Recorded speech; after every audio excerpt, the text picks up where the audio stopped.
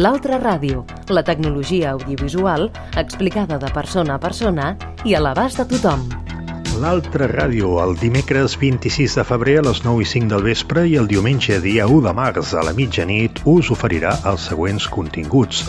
L'apartat de periodisme contemporani amb Josep Lluís Micó, catedràtic de periodisme de la Facultat de Comunicació i Relacions Internacionals Blanquerna. La tertúlia de la ràdio i la televisió internacional amb en Santi Riera, periodista, i Francisco Rubio, president d'honor de l'Associació de Radioescoltes de Barcelona, ADXB.